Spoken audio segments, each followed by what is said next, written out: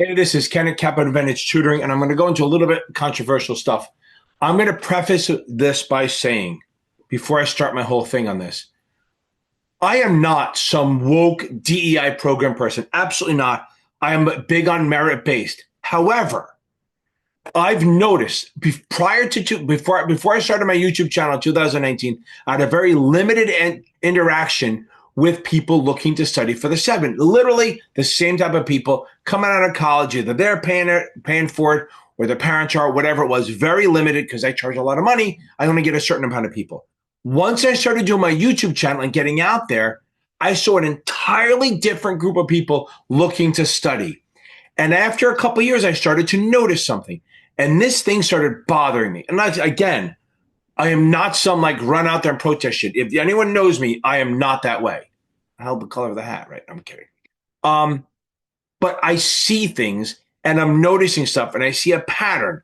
And my pattern is that there are people getting fucked over. Okay. There are people getting screwed over because of a lack of opportunity.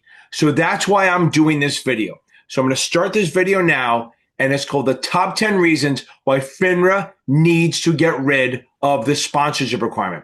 I do think FINRA is doing a good job. I think they've made a lot of strides in making sure that we have diversity and like making sure that everything is kind of fair. They're trying to do that. I 100% do that, but this is where they're goddamn missing. And this is what we need to get into.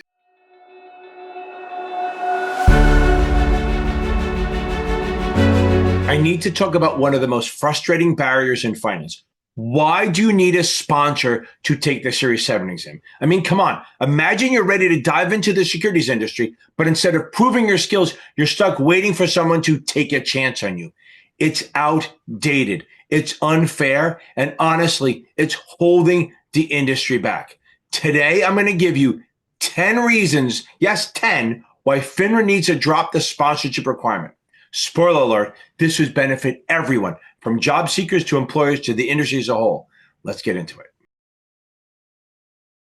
First off, accessibility. The sponsorship requirement shuts the door on people who don't have the right connections. If you didn't go to the right school or don't know someone at a big firm, good luck. Dropping this rule would make the industry much more accessible to everyone, not just a lucky few with an in. Merit-based diversity matters, period. The financial industry needs fresh ideas, different perspectives, and talent from all walks of life. Sponsorship requirements only reinforce the same old, same old. If FINRA got rid of this barrier, we'd see a wider range of voices contributed to the industry. And that's good for business. And again, merit-based. Other industries get it. In tech, healthcare, and project management, people can earn certifications on their own time and their own dime. Why is finance still stuck in the past? Let's modernize the process so we don't scare off top talent before they even start. Here's the catch-22. You need a 7 to get hired, but you need to get hired to take the 7. Make it make sense. If you can study, show up, and pass the exam, why should you have to wait for someone to give you permission? Let's break this ridiculous cycle. It's not about what you know. It's about who you know. We know that's the deal. And that's the problem. Sponsorship puts candidates without connections at a huge disadvantage. Huge.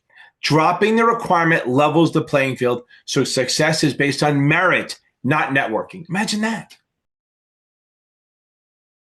Some people just want to dip their toes in the water before committing to a career in finance. Taking the 7 independently would let them explore the industry without needing to lock down a sponsorship first. Think about how many more talented people we could attract. The SIE doesn't need a sponsor. The 3 doesn't need a sponsor. The 63, the 65, the 66 doesn't need a sponsor. Why should the 7? FINRA already allows people to take the SIE to show basic industry knowledge. Extending that principle to the 7 is just common sense. Let's make the process consistent.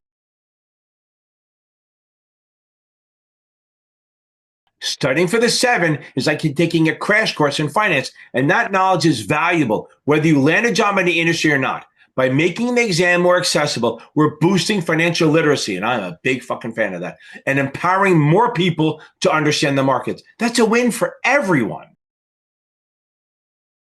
Look, this is the big one. Let's talk about the employers. Right now, firms have to gamble on candidates who might or might not pass the 7. If people could take the exam on their own, employers could focus on hiring already qualified individuals. Less risk, less hassle. What's not to love? Think about this. You bring a person in, right? You bring a person in and they hire them and they say, you have to take these exams in 90 days or 6 months. And they're working and doing it and then they miss. You've now spent 90 days to 6 months paying these people, spending time, and then they miss and you got to let them go. I see this all the time.